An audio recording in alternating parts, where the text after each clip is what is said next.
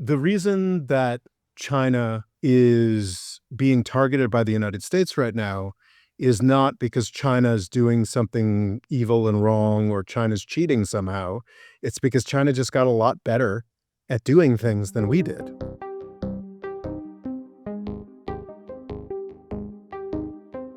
Hello and welcome to the More Freedom Foundation podcast. I'm Murray, in charge of podcasting, and in charge of politics is Robert Morris. How are you this time? Oh, not bad, not bad. Just general standard filled with rage. This is the standard in Trump's America. There's just so much to be angry about, Rory, and I can't keep up. I can't keep up. Today we're going to be focusing. Is that why you're in hiding?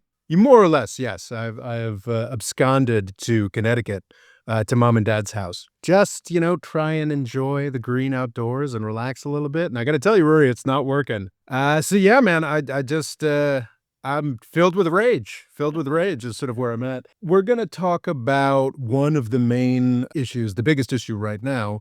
It's a systemically important economic issue, the tariffs. And it's not so much the idea of tariffs, Rory, it's just how spectacularly badly Donald Trump is at rolling out these tariffs. That's probably the main problem at this point.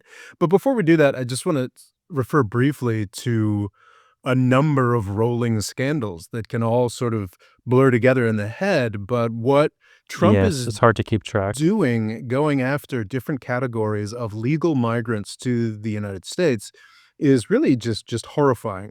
Every day we get footage of these Gestapo thugs in ICE, the Department of Homeland Security, jackbooted thugs ripping people out of their cars, ambushing people. It's quite disgusting. It is straight up secret police nonsense. Some of it is disgusting shredding of First Amendment rights. Yes, it's only for people who are here temporarily at this point, but it's only a matter of time before Trump starts finding ways to persecute people at the behest of Israel. He's attacked the entire U.S. university system at the behest of Israel. Separate from that, the way that he's going after legal residents for like traffic tickets and things of that nature, deporting people to a dystopian prison in El Salvador. It's nightmarish is what it is. It is a cartoon version of a fascistic government. And I But I think was it's also seeing for the first time on the Irish news on RTE, they were warning students that were planning to go to America to delete their social media, because if you've said anything pro-Palestinian, you're probably just not going to be allowed to go. And also then the same thing was then repeated by Germany. So I assume just most of the world will be trying to hide any sort of love for Palestine in any way, or just decide to go to Canada at this point. Yeah, more and more people are making the very sensible decision to just not go, which is terrible for the city I live in, New York City. Tourism is falling off a cliff. And that's, of course, one of the it's fascinating. Donald Trump is supposedly so obsessed with the trade deficit, with the idea that people are buying, we're buying more things from other people in the world than they are buying from us. Well, what are And some just of ignore services. well, yes, and just ignore services. But what are the biggest things that we sell in the United States? Education. The foreign students pay full freight. University in the United States is obscenely expensive, but there are a million different ways. Oh, well, you're in state. Oh, well, your parents don't make this amount of money. There's all kinds of scholarships and sort of things. Those don't apply to foreign students. It's only foreign students that pay full freight at U.S. universities, that pay the full cost. Trump is eviscerating that. Not only that, but you're also going to be getting a brain drain. I remember during the Bush administration, a lot of scientists were moving to Europe.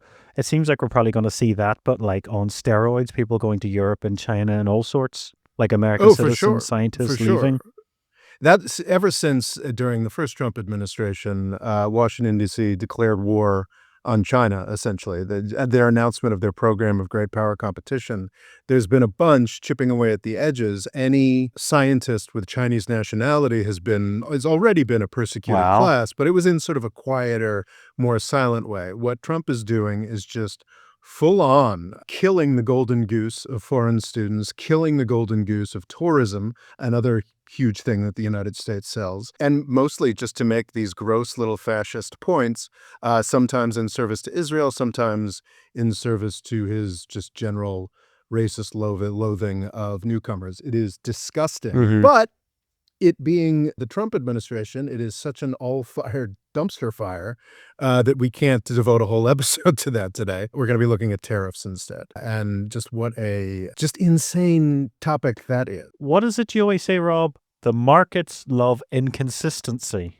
Yes, it's true. It's true. The best thing a government can do to bring about economic dynamism is to be incredibly unpredictable and make it so the rules are really, really hard to follow. And that is exactly what Donald Trump has been doing with his tariff structures, with his approach to things.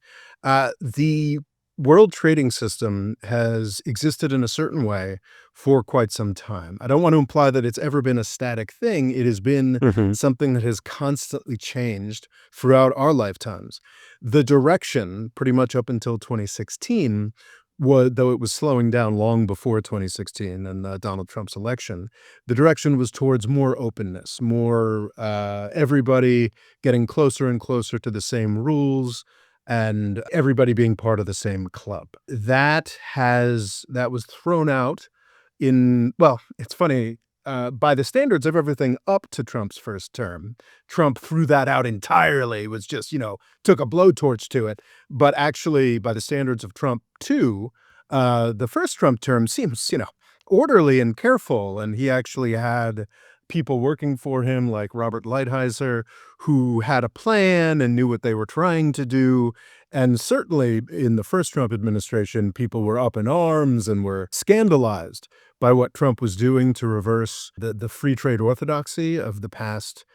People really overstate it when they say the past 50 years. The whole general agreement on tariffs and trade, which I believe got its start in the post-World War II era, was really just like a rich world thing for a Mhm. very long time. It was only coming into the 80s and specifically in the 1990s when GATT, the General Agreement on Tariffs and Trade, morphed into the World Trade Organization, that it became more of a global thing, that China got roped in. Most of the developing countries got roped in. This was a process that had sort of happened 1970s, 80s, 90s, what have you. With Trump 1, that came to a screeching halt. It had already sort of come to a screeching halt.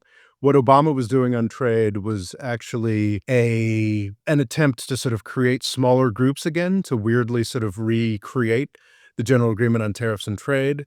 What had happened with the World Trade Organization was everybody got to the same playing field, and then finally some people outside of the rich world started saying, hey, this system should work better for us. So these negotiation rounds that were how the GATT morphed into the WTO, things would sort of expand. There was the Uruguay round, there was the Tokyo round, there were a variety of rounds. The Doha round, which was sort of the one that I think had kicked off in the 2000s, by the second term of Obama, it had become clear that it wasn't going to move forward any further because all of the developing countries were finally had the institutional capacity to say, hey, we want to get something out of this. So what was happening under Obama was he was putting together things like the Trans-Pacific Partnership, the TPP. There's a reason this Trans Pacific Partnership took 5 years to negotiate. I wanted to get the best possible deal for American workers, and that is what we've done. And TTIP, which was sort of the version with Europe, which is essentially saying, well, turns out this big everybody trading together regime actually isn't working out so well for. Unlevel the playing fields. Exactly. Obama was already working in a much more savvy, much more careful and polite way to unlevel the playing fields. Then Trump came in with a blunderbuss, and Biden continued a lot of Trump's tariffs. Now, I don't want to give the impression here that we're against tariffs, because we're not. Like I think, or I'm not. I think that I've been convinced after the 2016 election and the research I've done since that there needs to be a rebalancing of the trade status quo, specifically between the United States and China, but possibly more broadly. And I think the kinds of things that Trump was doing with more savvy people in the first Trump administration were not necessarily the worst thing. I mean, intimidating Canada and Mexico, I didn't like that much, but it was But you'll be worth. getting a new state, so it works out well in the end. Yeah, there's that, I suppose. So that sort of there were certainly aspects of the Trump trade policy, in the first Trump term that I did not like, but there was a plan, and there was sort of reasoning going forward, and it made sense to me that Biden held on to most of the Trump tariffs on China anyway, because that was I mean, if tariffs are ever going to work, they have to be consistent. They have to give people in business a sense that they know what's going to happen and they can start making investments on that basis. But you can kind of argue with somewhere like China that their government is subsidizing the product by this amount. So you're essentially kind of putting that back on to make things level for your own manufacturing base, say. I mean, you can make that argument, but I think there's a lot of arguments about, oh, China's stealing our intellectual property. Though now it's getting to a point where the United States wants to steal some of their intellectual property. Like, China's stealing our intellectual property and their currency is manipulated and they're dumping and like all of that I think is legalistic terminology that, yeah, sure, like maybe you could get a professor who understands trade on here and they'd be able to make an honest case that that matters. But usually, and one of my first jobs after college was working in a law firm that defended large businesses that were being slapped with anti-dumping duties and countervailing duties and Mm. whatnot. And it's largely anti-competitive nonsense. It's Hmm. basically saying the United States isn't the best at these things anymore, so you can't sell it to us anymore. And I think that's fine, actually. Like, I'm not like bothered by that. I think that countries have to do what is in their best interest. And it's Yeah. clear that already by Obama, we were trying to create a special secret, better trading clubs. So we had already lost our free trade orthodoxy before Trump came to power. But Trump Hmm. obviously accelerated things. So yeah, I have very limited sympathy for the reason that China is being targeted by the United States right now is not because China is doing something evil and wrong or China's cheating somehow. It's because China just got a lot better at doing things than we did. If China is subsidizing things to an extent that allows them to make better technology that people want more, the lesson is the United States should start subsidizing things in a more intelligent way. It's not, and tariffs are part of that package. Tariffs are part of the industrial policy that we should be doing. That's another key part here is you can't just slap tariffs on things, which is Trump's approach. You actually need an industrial policy to back that up. It's also the fact that he seemed like he was, I don't know, expecting a lot of things to happen very quickly when a lot of these factories cost billions to make. And it's like, if you give, America 10, 20 years, definitely, but I don't know. Well, I don't know what the strategy is, and I don't think many people do. There is because there isn't one. So Donald Trump is sort of a toxic mix of things here. I think there's a real scope for tariffs, and I think that the United States should use tariffs against China, possibly against other countries, as a way to foster industry within the United States, but that is barely half of a program. You need to put these strictures in place that protect local industries, but you also need to fund those local industries. You need to make clear what they should do. Because, well, sorry to interrupt, but I heard one way that China seems to do things is it sets a lot of money and says, look, we want to have a company that does batteries, let's say. And it sort of protects them when they're small companies. But once they get to medium and large, it's like, look, you're on your own now. And they will happily let them fail because then the companies work harder because the people that run them know that I'm on my own here. While America feels like it does the opposite. It's the hardest for the smallest companies. And then as soon as you're big, it's like, well, you're too big to fail now. We've got Yeah. to do everything to keep you alive. Yeah, we love our monopolies in this iteration of the United States, and it's a really bad idea.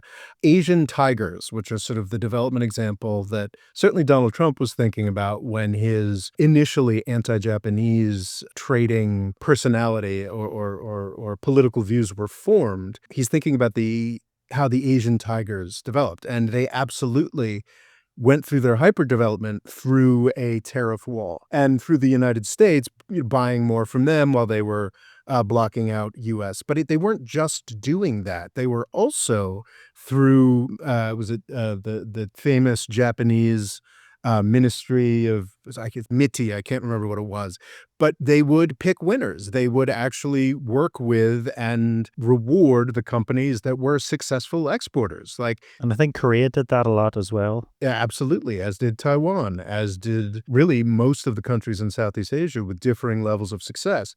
I think the United States is absolutely capable of doing that kind of policy, of making that happen.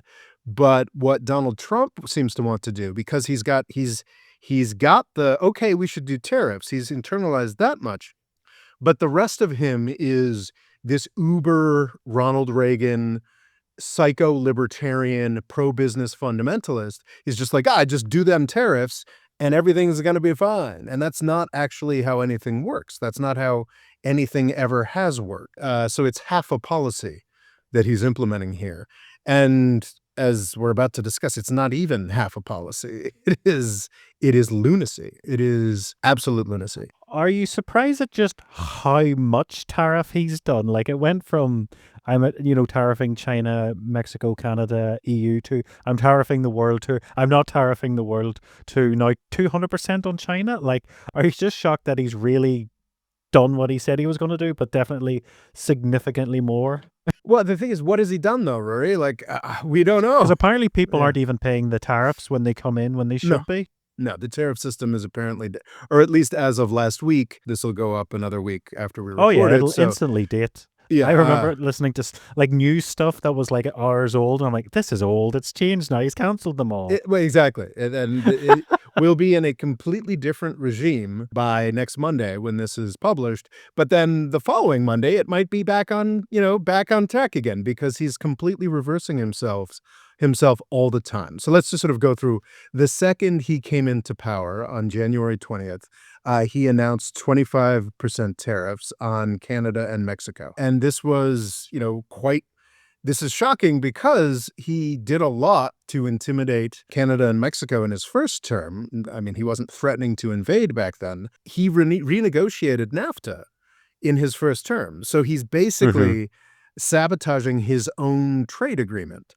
Well, the thing I keep seeing is he keeps saying, whoever signed this? This is ridiculous. And everyone's like, you signed it. Yeah, exactly. This was his revision of NAFTA that he's rebelling against. It's my great honor to announce that we have successfully completed negotiations on a brand new deal to terminate and replace NAFTA. We've been mistreated very badly by many countries, not just Canada and Mexico. We've been taken advantage of. We were led by, in some cases, fools, because anybody that would sign documents like they signed. It's really bad to be putting 25% tariffs on Canada and Mexico. I would argue if he was really interested in the United States taking over Canada, this is exactly the wrong thing to do. Canadians and Mexicans don't really like to hear it, but NAFTA is kind of a soft takeover of their countries by the United States. It is a subjection of their economies to the United States. It's not like the EU where there are multiple competing countries. If you've got a free trade area, and a free trade area means you've got to start having a lot of other standards that start moving towards together. And how are you managing the travel of people? Like, it all becomes subject to the United States. So keeping these 25% tariffs would really screw up the mechanism of U.S. domination of Mexico and Canada. So even under his supposed bright idea of taking over Canada, he's actually pushing that more distant. And you'd think it would be like, so he announced this on January 20th, and I think twice now, or is it 3 times now, he has delayed those tariffs. It's hard to keep track. It is hard to keep track. And I basically, I wrote a whole bunch of it down and then I just gave up because there's just honestly too much to keep track of. And it's becoming clear that the Trump administration itself doesn't know what's really happening because they can't keep up with Donald Trump's tweets on the topic. I thought it was brilliant when he said he was like canceling them for the world except China. And then one of the journalists says, but the EU's done a 20% retaliatory. And he was like, have they? And then it was almost like one of the handlers wanted to push him away. It's like, we tried not to tell him. Yeah. Why did you Yeah. tell him? Yeah. It's extraordinary.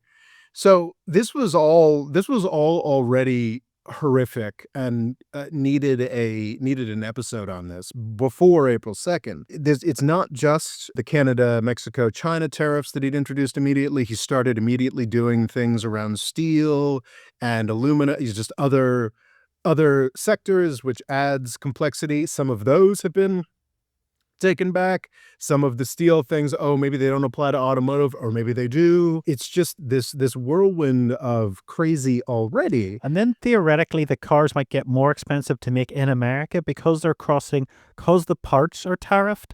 Individual parts will cross the border from all different areas and all get tariffs. So if a car's made outside of America, it just gets hit with a tariff once.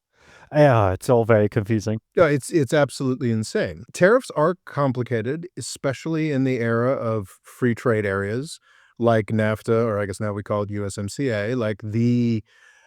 This is difficult technical stuff that can absolutely be done. The degree of complexity on NAFTA, by the way, it's by percentages of a car. If a certain percentage of a car is thrown together in Mexico, but like only it's okay if it's under X percentage was made of Chinese parts. This was already incredibly complex, incredibly detailed legislation necessary, and Trump's coming through with a buzzsaw. This was already just people were like, oh, geez, this is terrible. But there was so much other incredibly insane stuff that Donald Trump was up to, so people weren't really as focused on tariffs. One of the most satisfying things about this, Rory, is definitely the way that the whole finance industry and wealthy douchebags in general have I been. remember the Barstool, what is it? Barstool media guy Yeah. was like basically crying, Yeah. saying like, I'm down 7 million. Yeah. Yep. Yep. That's one of the most satisfying aspects of this is, I mean, Dave Portnoy is maybe a centimillionaire. He's not like Wow. one of the big bucks people who backed this clown. And they really just did it because out of greed, out of pure greed, because they thought Trump was going to guarantee this tax cut that he has continued. So they'd be able to buy their fifth private islands. And they sort of told themselves, oh, we're making, made up all kinds of absolute nonsense to justify this to themselves. Mhm. And one of the main things that they had assumed was like, sure. Trump talks about tariffs. But fundamentally, he listens to us. He listens to the rich guys. He's not going to do this. And wow, is he ever doing it? And April 2nd we're recording this on the 16th. So who knows what it's going to be like when this is up on April 20th, 21st or so.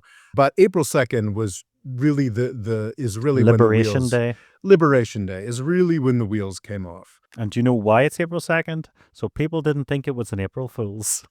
But that's very true. Well, also quite savvily, he made damn sure not to have his press conference until the New York Stock Exchange had closed at 4:30 on Wednesday, April 2nd, because they anticipated there would be some negative market reaction. They did not anticipate just how negative.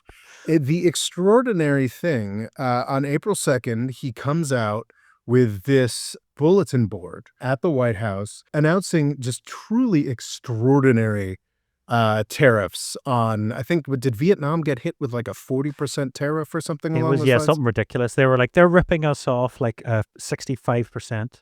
Yeah, and so these tariffs had been promised for at least 2 months. The idea was that they were reciprocal tariffs. We're going to start charging these folks what they charge us.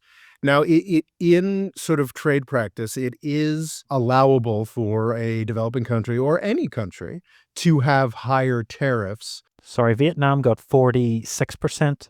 Jesus. It is normal for a developing country or any country to have higher tariffs on certain sectors. What they commit to is this version of a most favored nation. Essentially, the commitment that each country makes is to treat every country equally. This is obviously a commitment that has completely been thrown out by Donald Trump, but that's the commitment that they make. So it's actually not that strange that a developing country like Vietnam or some other country might have higher tariffs on certain goods because they judge that, and it's generally seen as fair as long as they're charging everybody the same rate. You know, they're charging United States, China, that, and the other thing. To instantiate reciprocal tariffs would be, I guess, something that we could do. It doesn't make a ton of sense, but sure, saying that, okay, Vietnam charges us 10% on this, we're going to charge them 10% on this. Okay, I don't see why, but I can see how, if you're particularly small-minded and stupid, that would like fit a sort of sense of justice. Turns out the way that they calculated these tariff rates was not actually reciprocal.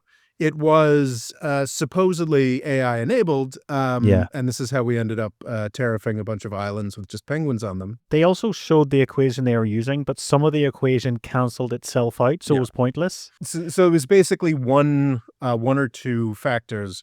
The trade deficit between the United States and that given country, I Just think, ignore services. yeah.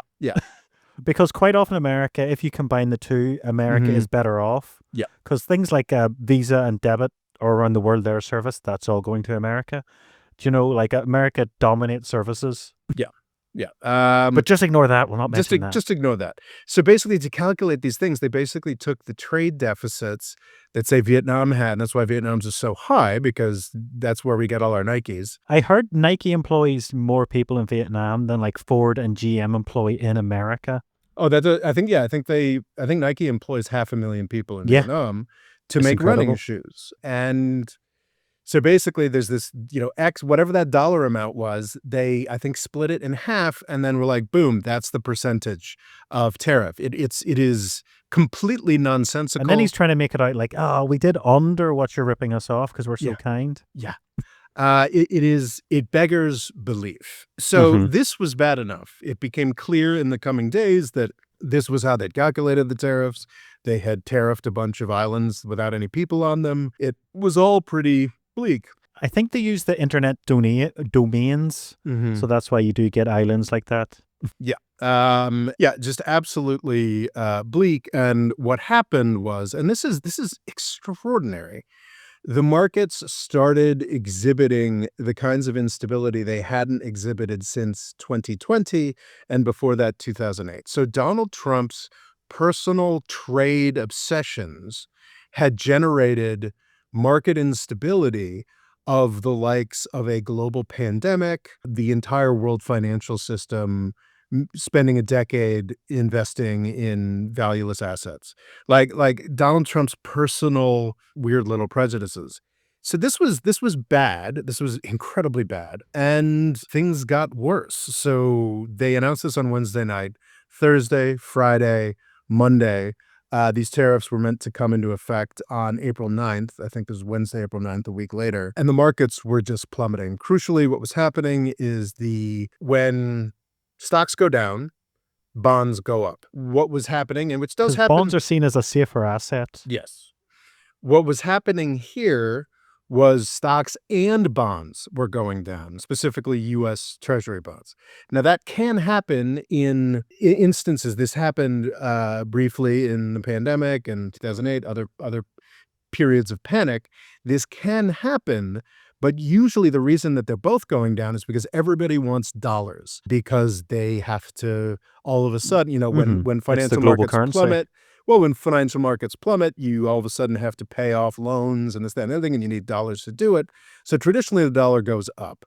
What we saw on that period between April 2nd and April 9th, which was kind of unique, was stocks going down, U.S. Treasuries, the government bonds, government debt going down, and U.S. dollars going down. So what it represented already at that point was a flight from the United States. This has been tremendously overstated by a lot of people. This is not the end of U.S. empire. This is not like the cataclysmic end of everything, time to start studying Mandarin, this, that, and the other thing. However, the direction to have all three of those asset classes plummeting at the same time, the dollar is still, a very valuable thing to have. U.S. Treasuries are not yet valueless. The stock market, I think, was down as much as 20%. It's down again today, April 16th, but I think it, was down 20% on a lot of indices, and then it's now only down 10% since April. This is not the end of the world, but that indication of multiple days in a row of everybody just selling everything America in the context of a crisis, like that is real bad. That is real scary. And I think Donald Trump himself characterized it as a case of the yips. Haven't heard that term before, but yeah. Or the market was getting yippy or something along Yes. those lines. So he was, I don't know if he decided himself or was pressured by people in his cabinet to essentially back down. On April 9th, he rolled back the tariffs on everybody except for China. However, and this is key, and he rolled the tariffs back to 10% on everybody. And there was a moment or two there where I was wondering, I was like, oh, well, geez, did he actually figure out a way to? And when he did that, when he rolled everything back to 10% for everybody except for China, the markets rallied massively. I think the NASDAQ had its best day ever or something like that, went up 10%. Of course, going up 10% after falling 20%, but it went up. It was, and I was like, holy cow, did he pull this off? Did he manage to Show the world he was serious and then just go back to normal? well, no, not go back to normal. Did he manage to, because it's not normal, right? Like it would have been shocking to certainly everybody who paid for him to get elected, including Elon Musk, shocking if he announced 10% across the board tariffs. On April 9th, if he had stuck where he was on April 9th, he would have managed to apply 10% tariffs to everyone in the world on everything while the stock market went through the roof. So, like he would have, like that was plausibly kind of, oh wow, art of the deal. He really sort of turned it around on everybody, and he actually, was managed to whipsaw things around. That would have made a lot of people still very angry, but he would have actually put something in place that might have lasted and might have actually moved forward and had sort of set the playing field for the thing that he should have been fighting all along, which was sort of a campaign against China. That lasted 2 days. And then on April 11th, we got the most extraordinary thing, which was he said, oh, cell phones and other electronics might be exempted. If you are trying to change U.S. dependency on China and alter the world trading system, you cannot exempt electronics. Like you can do this entire shift of the world trading system, which we might need, but you can't do that and hold on to Apple. Like Apple does not. Because he was talking about exemptions for companies, which I think would have been very difficult. So he basically just did what the companies buy. Yeah, which is, but it completely eviscerates the actual purpose of a trade war with China. That's essentially the China exemption. Because all of the really basic stuff were like sneakers and textiles and T-shirts. We're not hurting China anymore because it's not economic to make that stuff in China anymore because China makes too much money. Because that was the criticism I heard as people were saying, like, why does Trump want to bring back per jobs to America? Like, there isn't a lot of money in textiles. It's also heartless and like deeply anti-capitalism because it's sort Oh, of, yeah. if this actually happens, it sort of murders the economic development of places like Vietnam and Bangladesh, like in the cradle. It's sort of, they're like getting started, and then we just sort of smack them down, while at the same time allowing China to continue to do the high value added stuff. It is utterly incoherent, and it's about at this point, and really since April 11th, I guess 5 days now, it's just been this back and forth. It's nobody knows what is happening. And also, Nvidia has had bad news, so the S&P is really bad today. Because it did have that feeling of like, oh, things are okay now, and it's just went. It's like the whole air out of America is slowly letting out. Well, and I'm glad I finally it's taken me a month or 2 to throw that together, but I did a couple clips of us talking about the AI bubble, the Magnificent Seven bubble, and put it up on the main channel. Is he's kind of crippled. He may, in fact, have ended up crippling that that that bubble. He may have popped that bubble to an extent, which we are just beginning to see the effects of. We see remember we talked about how they were buying nuclear plants and they were just going to be taking up all of the world's extra energy. It seems like a lot of these plants and things may not happen because they don't need as much electricity anymore, which probably means they don't think that market is going to be as big as they once thought. Well, one very healthy and positive thing about all this is that the price of oil has been absolutely obliterated. Stock markets Yeah. went down 20%, and then sort of limped up 10% and are now sort of like easing down. The oil price was already at historically low prices before Liberation Day, and now it's like 15% down from that, and it's just sitting there. Is this not The also terrible for drill baby drill? Oh yeah, that's over. Because what Um, price does fracking tend to have to be to make a good profit? I mean, it varies. Hmm. The one of extraordinary thing about the fracking industry in the United States is that quite some time, everybody assumed it had to be $70, $80 a barrel. And the Saudis in 2020, and I think also in 2014, tried to flood the market to kill all these shale companies. And then it turns out they can do pretty well at $60 a barrel, or at like $65, $70 a barrel. We're now at the point where U.S. shale is pretty much shutting down. But it's terrible. Saudi Arabia and Russia aren't actually winning here because if the price goes up, these companies are incredibly nimble, and they can just start up again. Well, Yeah. that's the thing about the shale is they're, yeah, very disparate, as you say, and much more what do you call it, dynamic. Yeah. So the shale industry has basically created a cap on top of world oil prices, and Donald Trump has just kicked that cap further down. Absurdly, it was funny because under Joe Biden, the United States both produced and exported more oil and gas than we ever had in the history of the But country. why should any American oil not always be processed in America? No, no, man. Because it seemed to be one of those things like it's probably because it's cheaper. Hmm. Yeah. And it turns out it was very profitable to do it the way America was doing Yeah. it. Yeah, well, and they think they're gonna be able to export, a bunch, and they're just not going to be able to because the price is too low to make it worthwhile to produce all of this shale, tight oil, or whatever you wanna call it, in the United States. Will that change? Probably, because, the shale shuts down, the price will go up a little bit, and it'll go up enough to sort of dribs and drabs out, but it seems very likely at this point that Donald Trump is going to be producing a lot less oil and gas than the Biden administration did. So there's a bunch of, I think, are they environmental hippies have been saying that there might be a reverse in this year's trade. What's this hippie group called? World Trade Organization. Yes, yes, the World Trade That's one Organization. of those things that may also Mhm. then cause oil to go even further down. Yep. Yeah. No, that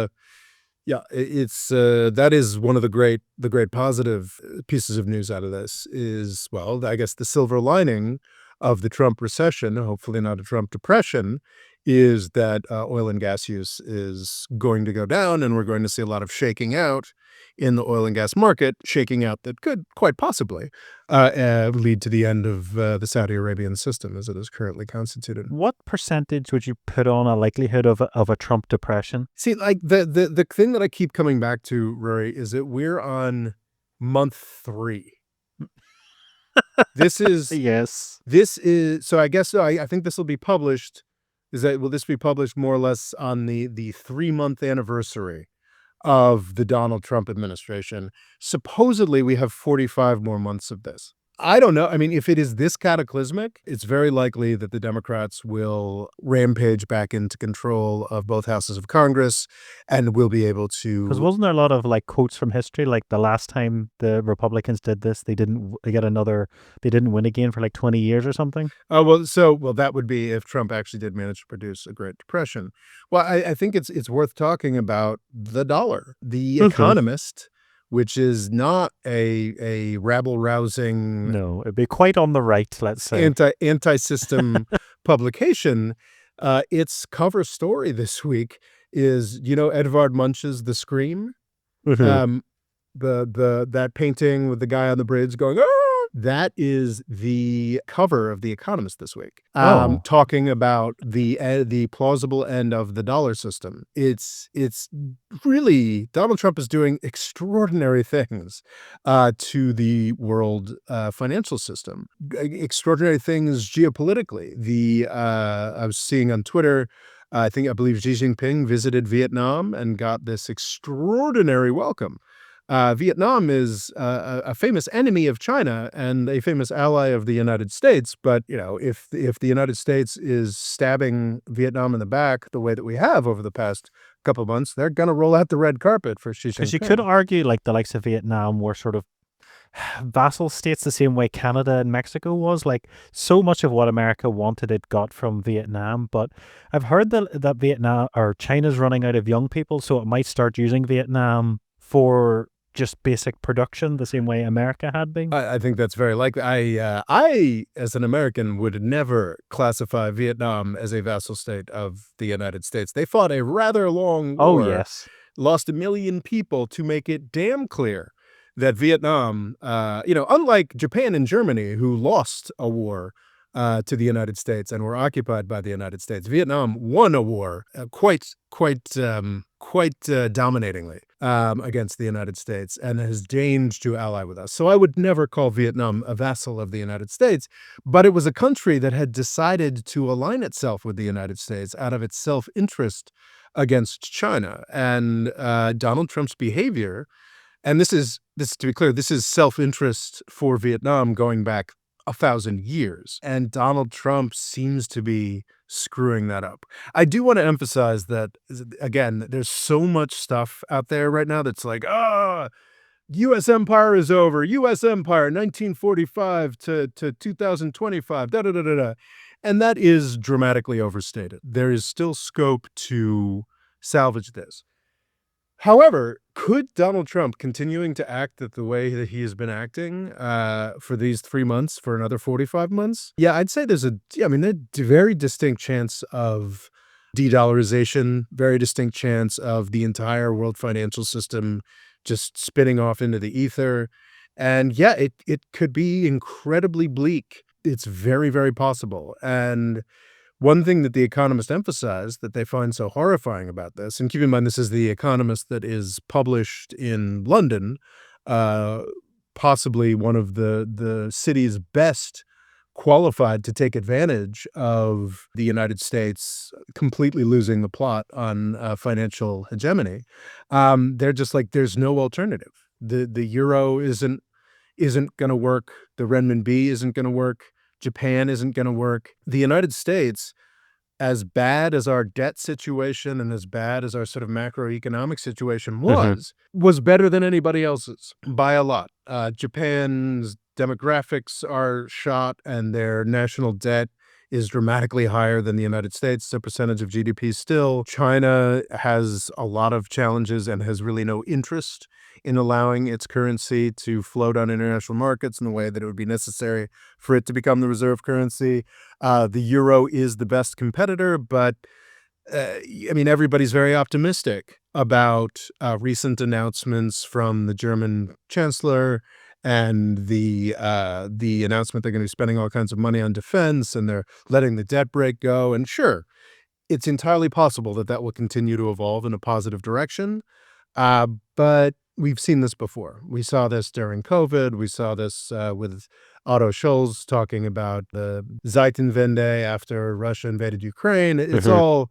It's all kind of meh. So the United States, before Donald Trump came to power, the United States was still sort of the best bet for financial stability, sort of keeping things, and of course, with this Magnificent Seven story, seemed to be the source of the greatest financial returns on the planet. Donald Trump may have really broken all of that.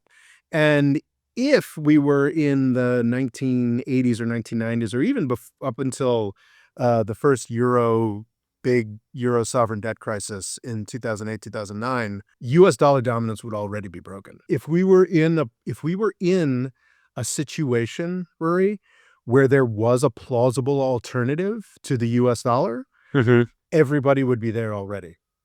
Is the Swiss franc not doing its best to devalue itself? Well, yeah, that's another thing. The Swiss franc is traditionally a port in the storm, but they desperately don't want to be that, so they go to extraordinary efforts to keep that from happening. So there are no. I mean, Bitcoin. Come on, everybody got Oh, super yeah. excited.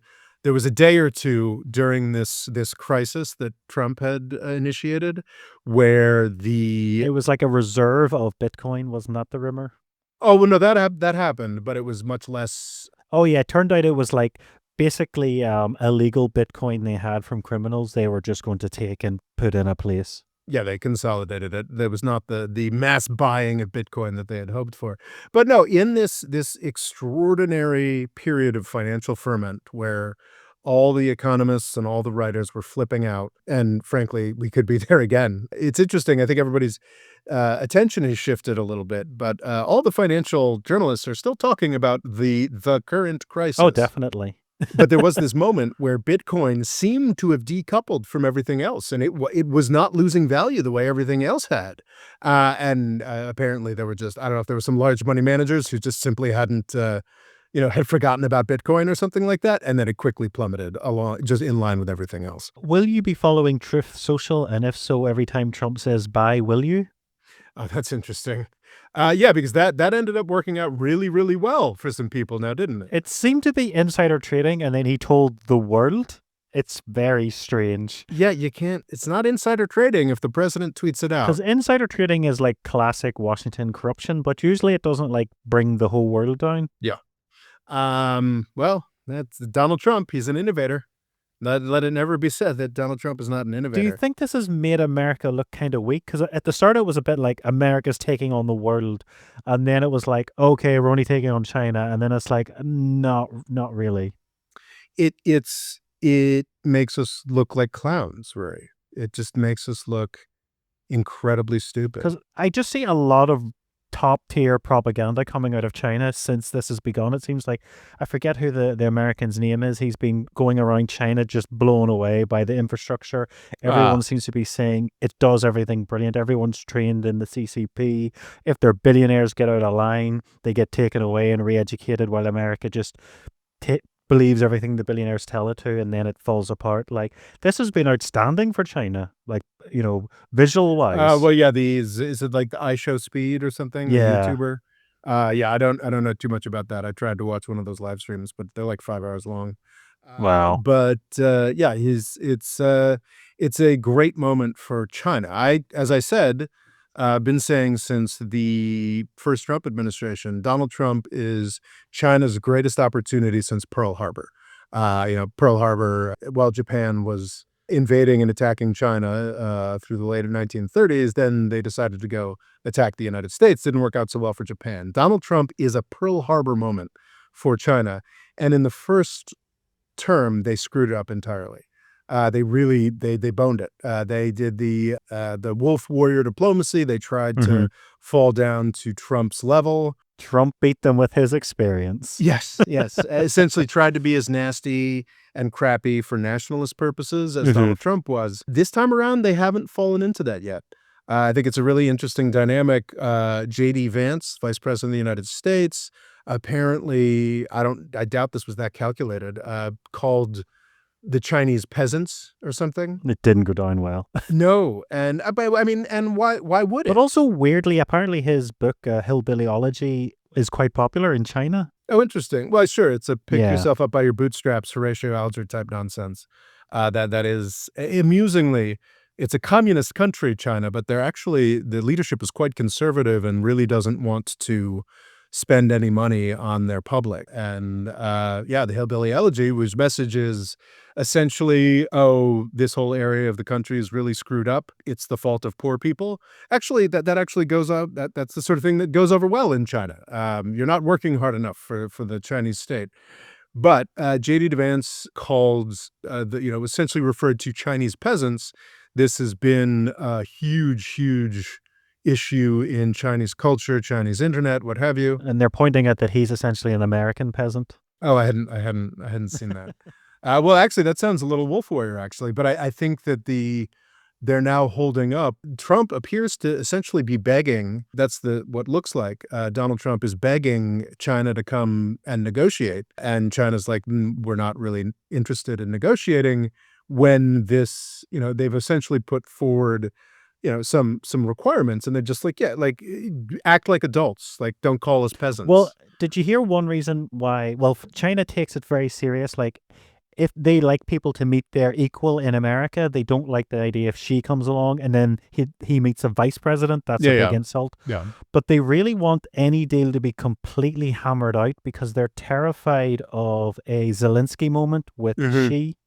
Like the idea of Trump just ad-libbing and scolding him and shouting him, it's just like they're like, we do not want anything like that. So they may just keep away for years to be guaranteed of that. Why would they? I mean, why Oh would yeah, they? why? Yeah, like, yeah, why would they subject themselves to that? Zelensky has no choice. Other people have, sovereign countries have a choice. And you could argue it went well for Zelensky because it sort of showed him the reality of the situation to the world. Well, basically I mean, I'll say this quite explicitly, any leader of a country who meets with Donald Trump right now is a craven piece of shit. He's a lickspittle. He's essentially saying, I come from a country that's so weak and has so little self-respect that I'm going to meet with this huckster TV car salesman who's going to lecture me in front of the whole world. Why would anybody meet with Donald Trump? It's all computer.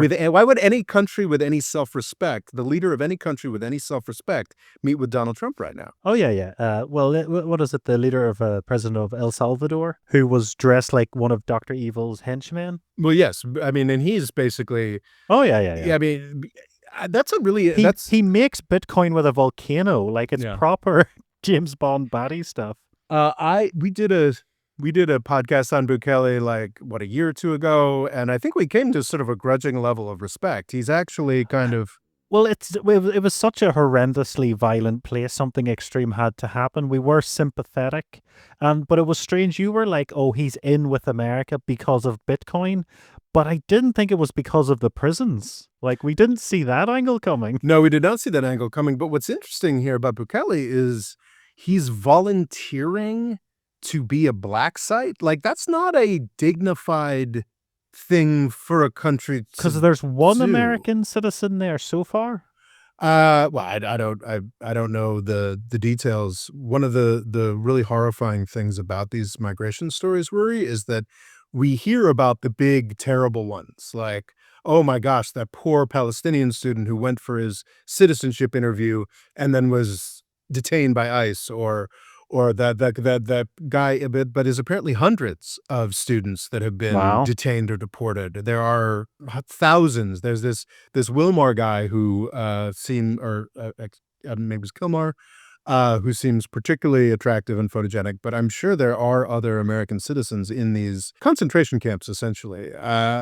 But what's really interesting about this El Salvador thing is like how that's really, I would be humiliated if I were a Salvadoran at this point, because what he's essentially, he's putting himself at the service of the United States, like some kind of like henchman lackey. Like, and that's like, that's bleak. Like, that's like, why is he volunteering? Like, To be Guantanamo yeah, Bay. exactly. Why would you volunteer your country to be Guantanamo Bay? Like, I mean, the Cubans have been trying to get rid of Guantanamo Bay Oh yeah, for yeah. It's a famous thing. They don't want them. They don't cast the checks. 60 All that. years. It's this like horrifying imposition.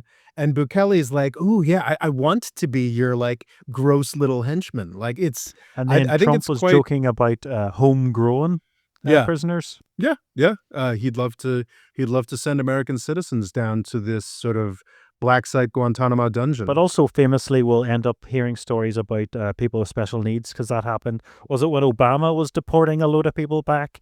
You had people that really, they didn't know where they lived. And then it was like, yep, on the plane. And then they were just somewhere they'd never been before, completely confused. Well, that's a great point. Any deportation program involving tens of thousands, hundreds of thousands of people is going to, even in the most carefully legalistic, managing every angle politically, an administration, as Barack Obama's was, is going to produce horror stories. Like the special needs person who's never lived anywhere from Michigan is now trying to figure out what to do on the streets of Guatemala. Like stuff like that is going to happen when you're trying to deport tens or hundreds of thousands of people under a carefully well-oiled run machine of a presidential administration. As we've just spent an hour describing, this is a dumpster fire of an administration. We didn't even get into the cavalcade of clowns that he is employing, though we talked about that in our last episode or episode or two back with the signal Well, it's gate. good for all your neo-Nazis and sex offenders. They have something to do. Yeah, exactly. So it is this, and it's not, well, it's in a cataclysmically, shockingly U.S. bond market endingly badly run administration. And they're promising to deport not tens of thousands or hundreds of thousands, but millions of people with these sort of jackbooted thugs running around, breaking into people's cars, ripping families apart. It's bleak, Rory. It's bleak. Okay. Yeah. Okay. Well, it's Yeah. from rest of the world where it's probably equally as bleak. Because if America goes down, we're all going down with you. Well, that's the problem, is that the economic functioning of the entire world is tremendously dependent on the U.S. market. It's almost as if America designed it that way and everything benefited America. Yes, that's exactly how we designed But it. sadly, Rory. it turned out it wasn't. All these countries were ripping you off. Yes, yeah, Like- that's what's been happening. That's what. Anyway, yeah, Yes. We'll Yeah. catch you next time when Indeed. everything will be fine. yeah. Indeed. The More Freedom Foundation is also available on YouTube and TikTok. Rob's Twitter is RobOLaw, and he's also written a book called Avoiding the British Empire, What It Was and How the US Can Do Better. And music provided by Kevin MacLeod.